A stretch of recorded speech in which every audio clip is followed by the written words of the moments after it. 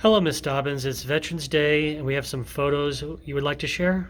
Oh, yes, I would. I just love Veterans Day because it's the day that we thank all the many people who've given service to our country through them being in the military. They made big, big sacrifices so that we can have the freedom that we have today. Very briefly, I'm just going to give you a little bit of background about some people from my family. This right here is a picture of my grandfather. He was in World War I. He was a doctor, and he learned on the battlefield many, many things about medicine that he could use and many ways to operate and help people. Then he took that knowledge that he got and he brought it back here to this area to help make people well, and he was a doctor here. Well, this one right here is my father. He served in World War II. He was a pilot during that time, and his job was to fly around these generals from one place to another. And he loved this time in the military because he got to see a lot of things and help a lot of people. So, Miss Dobbins, over here we have a picture of an aircraft carrier. Can you tell us about what we're looking at? This is called the Big John F. Kennedy aircraft carrier. And my husband, during one of the wars, which I'm going to explain, he was head of the Marines in that entire ship. There's like 5,000 people. It's like a floating city. And I just want to say a few things about my husband. He was in the Marine Corps for 30 years, and I followed him around. He came from a military family. And at first, he was a state trooper, a highway patrolman from 1977 to 1982. Then he went to Baylor University and he got his degree. And after that, he became a military policeman. So he could use all the knowledge he had from being a state trooper. Well, the military police took him to a lot of places.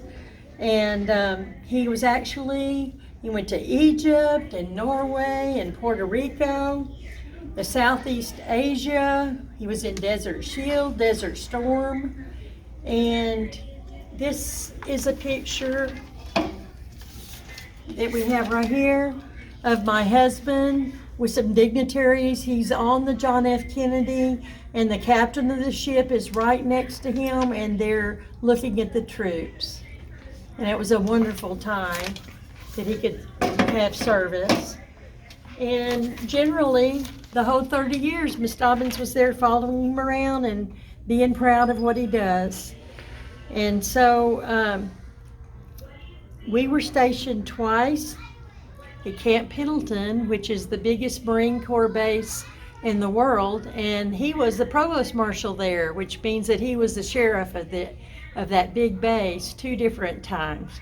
So you can see that through my family in the past, I was taught service, and service to help others is the most important thing. So we need to take time to honor all these people who gave up a lot of things for us to have our freedom. I hope you have a wonderful Veterans Day. Thanks for letting me talk. Hello, Miss Carol. Can you talk to us about your daughter and how she was in the military? Yes, my daughter is, when 9/11 happened in 2001, I believe, she decided she wanted to become a Marine. So she went to Parris Island through boot camp. She was also the guide in boot camp, which is a very, very honorable position to have. After she got out of boot camp, she went to Fallujah. She went to Fallujah a few times, twice, and then she went to Afghanistan once. While she was in Fallujah, she was promoted twice, so she is now a sergeant in the Marine Corps.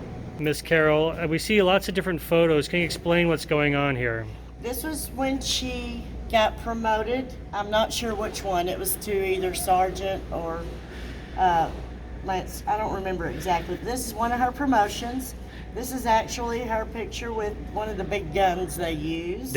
Was that one of her jobs, is to hold that rocket launcher and carry it around?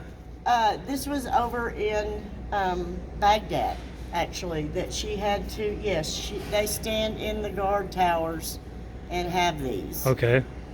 This was one of her rides in the Blackhawks. She loved riding in the helicopters, the Blackhawks. This is actually a picture of her with her immediate crew. She was over some men, so that was a pretty cool thing that she did. And so was her job being like a guard, or what was? Her job, she was in logistics. Okay. She did logistics for the Marine Corps.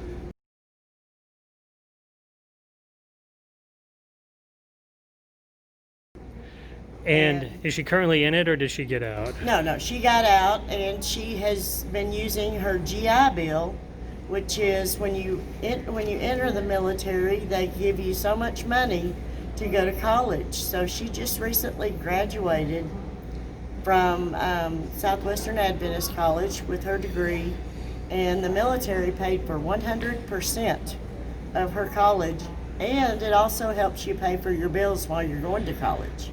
And what is her college degree, and what is she going to do with it? Her college degree is in teaching. She is now a 6th grade teacher at Smith Middle School here in Cleburne. What made her decide to become a teacher after being a soldier? That's what she always wanted. She always wanted to be a teacher. She always wanted to help kids that couldn't read. She wanted to be a reading teacher. Hello, Coach. Can you tell us about your daughter and how she was in the military? Yeah, so my daughter Savannah, who's 26 now, joined the Marines out of high school, spent 2 years in Japan, came back, met her husband, ended up having my first grandkid in the Marines, and she got out after 4 years, and we very, very proud of her. It's great that she served her country. And what did she do in the Marines? She was a aviation ordnance specialist, where she was in charge of bombs that go on helicopters and planes. And what did she feel about going over to Japan and going across the world? She loved it. It was a chance to travel, get paid while you travel. And when she got out, she got a bunch of money for college, so it all worked out.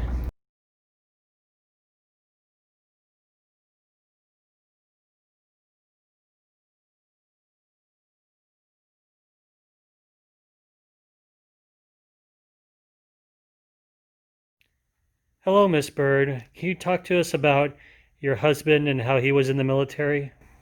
Sure, it's my pleasure. According to my husband, he was in the Army from 82 through 89. He served as a chaplain, military police. He stayed at Fort Jackson, South Carolina, and chaplain training at Fort Riley in Kansas. His desire to join the Army was because he wanted to be a chaplain, and he wanted to follow this as his career.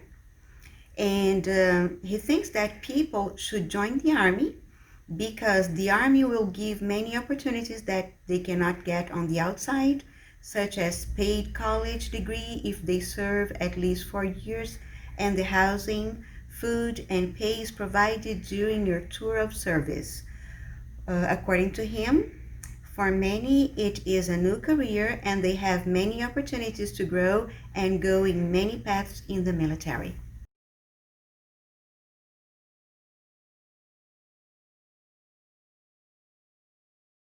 Hello, Miss Russell. What's your role at Santa Fe? What was your role in the military? Hi, I help Miss Kay in her classroom with her students, and when I was in the military, I was a police officer.